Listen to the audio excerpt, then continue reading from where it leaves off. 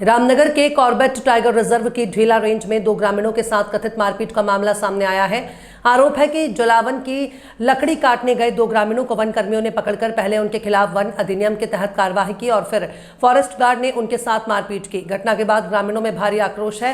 पीड़ितों का मेडिकल कराने के बाद ग्रामीणों ने रामनगर कोतवाली में तहरीर देकर संबंधित फॉरेस्ट गार्ड के खिलाफ कार्रवाई की मांग की है।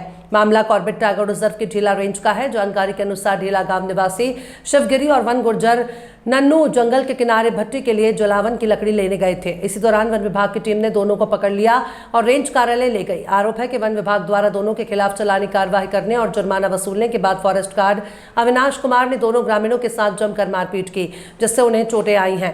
घटना की जानकारी मिलते ही बड़ी संख्या में ग्रामीण ढीला रेंज कार्यालय पहुंचे। ग्रामीणों का आरोप है कि जब उन्होंने पूरे मामले की जानकारी लेनी चाहिए तो वहां मौजूद फॉरेस्ट गार्ड कुमारी शिवानी ने उनके साथ अभद्र व्यवहार किया, गाली गलौज की और हाथापाई की कोशिश की।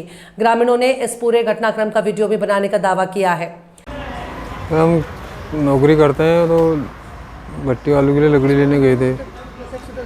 कुछ गिरी थी, कुछ खड़ी भी थी। कुछ वो आए, उनने आवाज़ सुनी कुल्हाड़ी की, वो आए।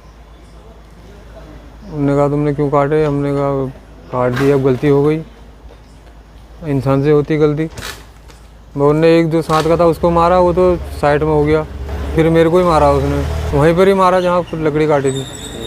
फिर उसके बाद कुछ नहीं, फिर उनने उनको बुलाया फॉरेस्टर साहब को। फिर उसके बाद से उन्होंने कुल्हाड़ी भी ले ली हमारी और लकड़ी भी, बोले चौकी छोड़ोगे। चौकी छोड़ के आए। जो मेरे साथ का था वो चौकी गया, मेरे से तो उठाया नहीं गया, मैं तो गिर गया था नीचे। फिर उनने जहाँ काम करता उनको बुलाया, फिर वो भी आए। फिर वो मुझे मोटरसाइकिल में घर भट्टी को लाए।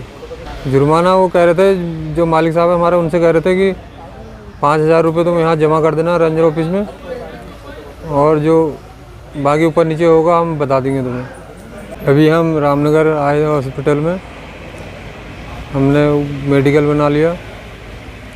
उसके बाद हम थाने में तहरीर दे रहे हैं। अगर थाने वाले उनके ऊपर कोई वो नहीं करते हैं तो फिर हम अपने गांव वाले करेंगे। 11-12 बजे के बीच में इसको जंगल में किसी ने मारा इसको।